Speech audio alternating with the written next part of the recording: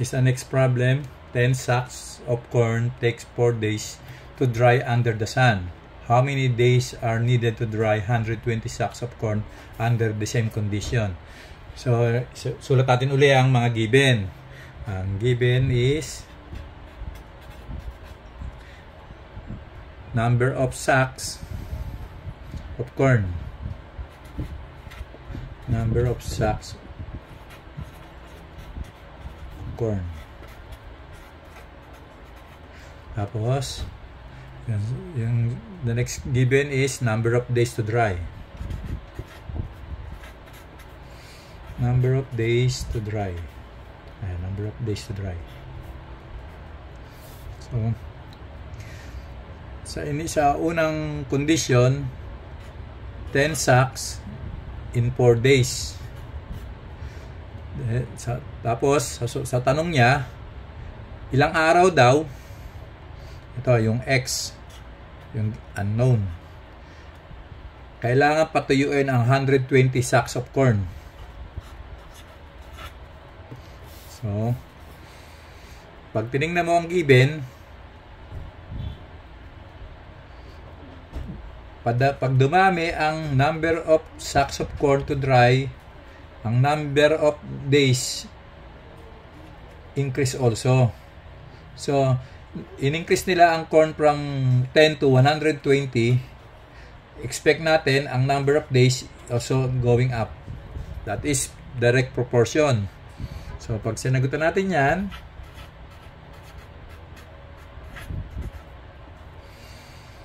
$10 days is equal to 4 days to dry.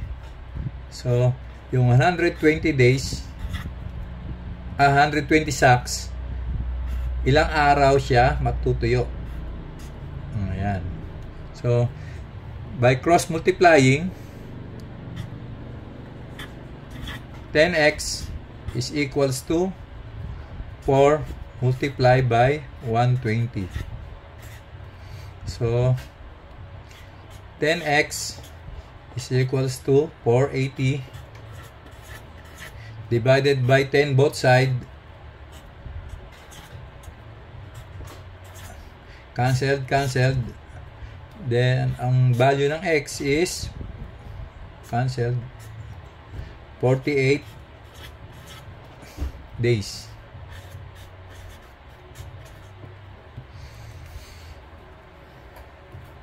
Answer.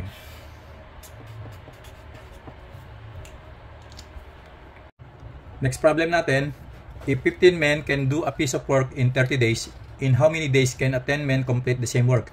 Sulat natin uli ang mga given.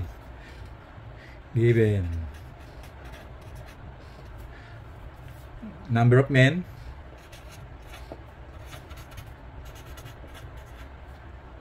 then number of days.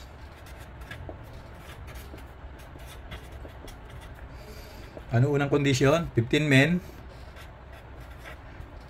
can do a piece of work in 30 days. Then sa tanong, ilang araw magagawa ng 10 tao ang the same work? Ito ang hinahanap ngayon, yung number of days.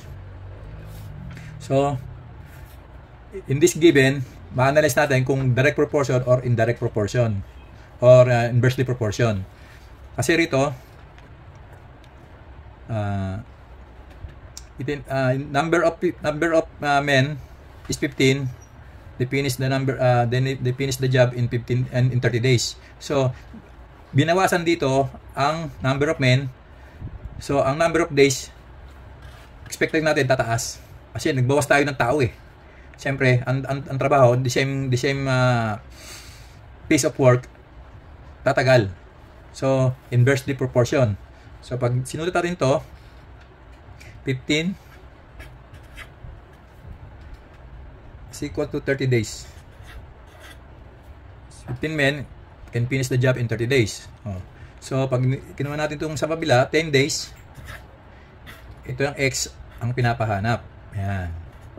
So, pag inversely proportion, babalik na rin natin to. Itong numerator na to, mapupunta sa denominator, at this one, denominator going to numerator. So 15 over 10 is equals to x over 30. So 15 times 30 is equals to 10x divided by 10. Cancel, then cancel, natitira 3, then 3 times 15 is 45 x, or x is equals to 45 days. Answer.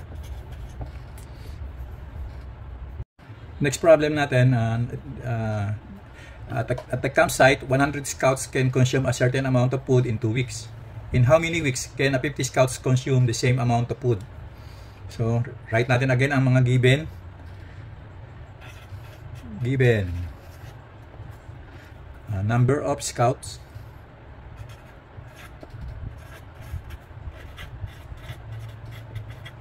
then number of weeks,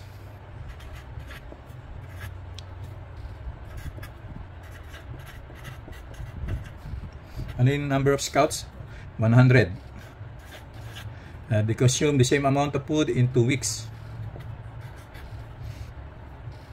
Then sa tanong, how many weeks can 50 scouts consume? Sa tanong niya, may 50 scouts daw. At tinatanong, ilang linggo mako-consume the same amount of food ng 50 scouts. So ito is inversely proportion.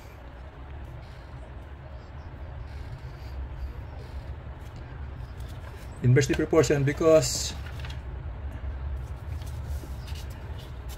the more na dumadami ang kumakain, nababawasan ang number of weeks.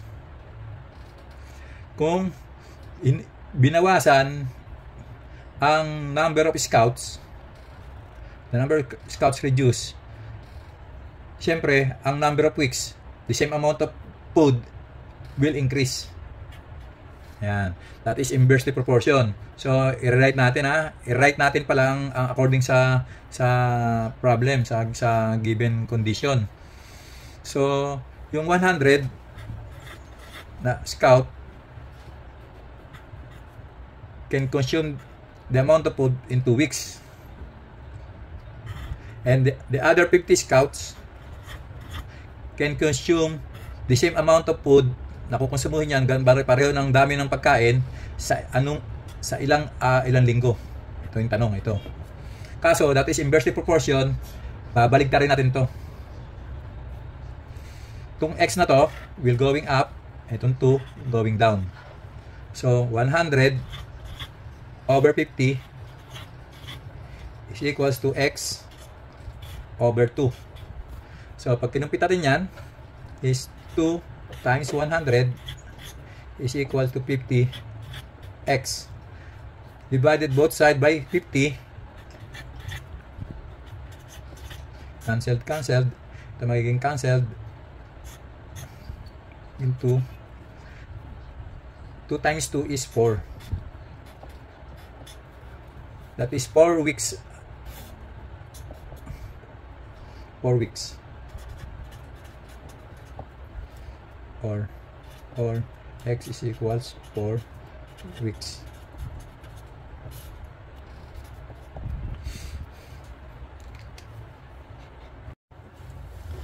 Next problem is number 4. The average number of careless errors in a math assignment of 25 problems is 5.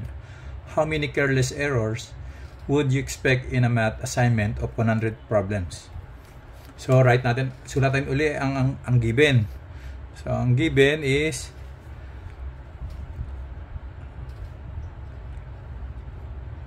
number of problems. Given number of problems in math, and number of careless error.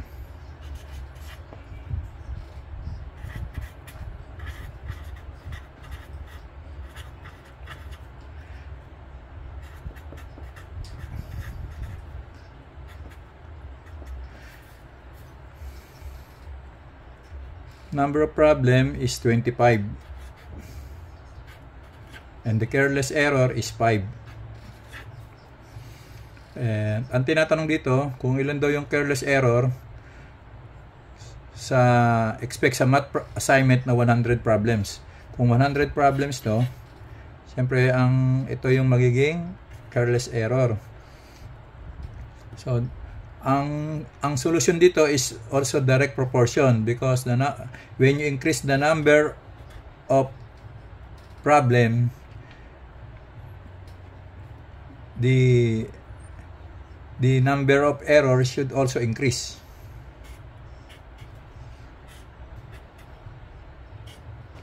And if you decrease the number of problem, the number of careless error should also be decreased. So direct proportion. So pag inirate natin to, 25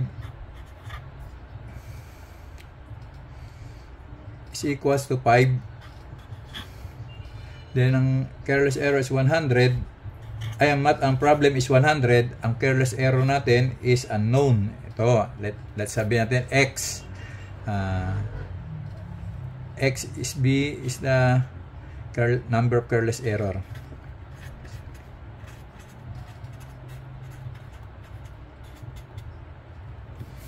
So